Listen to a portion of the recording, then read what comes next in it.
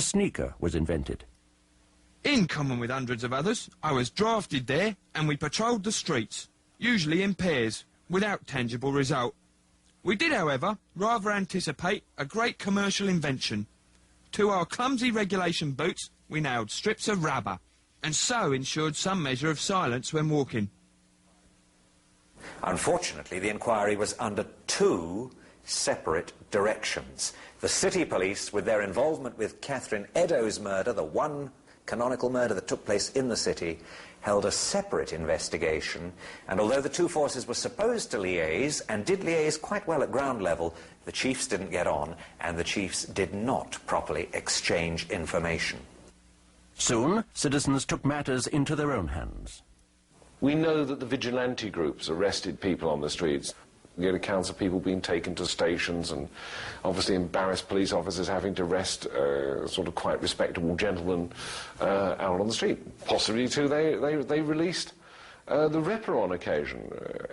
It's speculation, but nonetheless, it is something to be considered.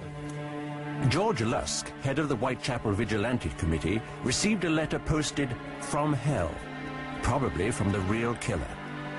The syntax was clearly Irish, and the envelope contained parts of a human kidney. Mr. Lusk, sir, I send you half a kidney I took from one woman, preserved it for you. T'other piece I fried and ate it, was very nice. I may send you the bloody knife that took it out, if you'll only wait a while longer. Catch me when you can, Mr. Lusk. 32-year-old Irish-born socialist and critic George Bernard Shaw wrote one of his famous letters to the press.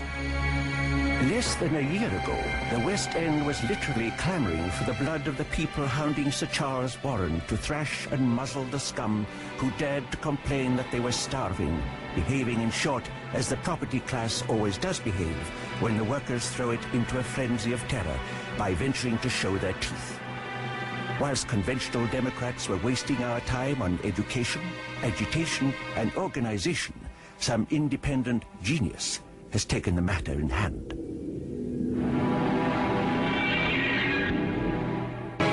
A murdering fiend called Jack the Ripper had killed 4 women.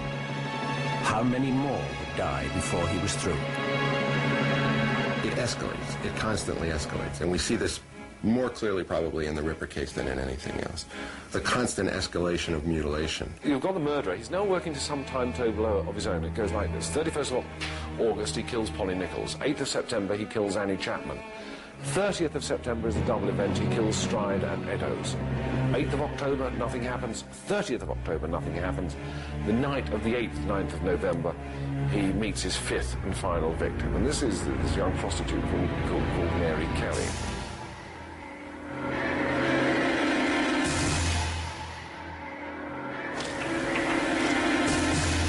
On the night of the 8th, 9th of November, it's raining, she's out on the street, she's looking for customers. She picks one up around about midnight, takes him back to her room, and one of the other prostitutes sees her drawing the curtains of her room, and as she did so, Kelly is singing a musical song. It was only a violet I plucked from my mother's grave.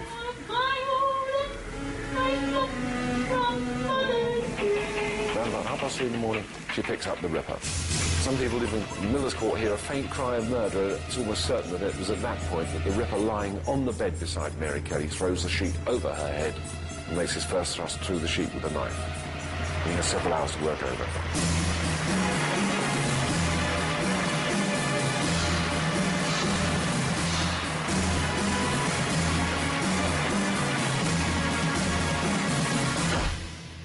She had been absolutely savagely mutilated, almost cut to pieces, her abdomen entirely emptied and the contents left scattered around on the bed beside her. Pieces of flesh had been left on a table beside the bed.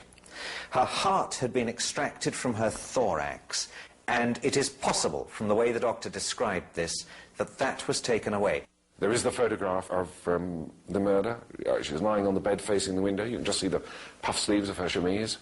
This is what confronts the police when they get there to begin the investigation.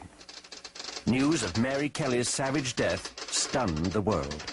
Eine furchtbare Morde in London, in Whitechapel. Das ganze Nothing in the history of American crime can, of special horror, be said to outmatch East End witches. The horrendous murder of Mary Kelly alarmed Buckingham Palace and greatly distressed Queen Victoria. She promptly telegraphed her Prime Minister with an urgent message. This new, most ghastly murder shows the absolute necessity for some very decided action. All the courts must be lit and our detectives improved. Sir Charles Warren, the beleaguered head of Scotland Yard, was already on his way out. The fifth Ripper murder sealed his fate, and he resigned. That must have been another great high for him. I did all this. I caused this sensation. It's my doing. And again, it feeds the vanity and the arrogance. 12th of November, 1888. My name is Joseph Barnett.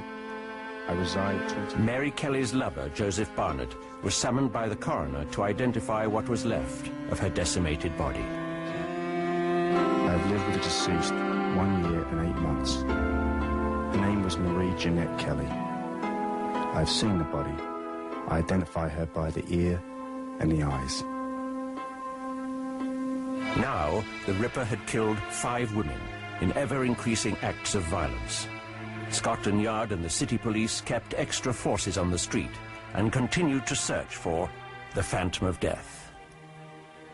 The police at the time were hampered. They were hampered by the fact that they had no experience of sexual serial murders. They had no files to look at. They had no reliable consultants who could come along and say, it'll be a man like this, look for this sort of man. They therefore were looking for the traditional madman, someone who was, say, foamy at the mouth or had a vacant stare. If I was conducting an interrogation of this individual back then, I probably would focus in on the fact, if it was Jack, say, Jack, I know you got blood on you, Jack. I know you got blood on you. It's not a question of whether or not you did it or not. I know you did it, but I know you got blood on you. I think you can say Jack the Ripper was cunning rather than clever. Clever he may have been, we just don't know. But certainly he had luck on his side and must have had a degree of animal cunning to escape the police net.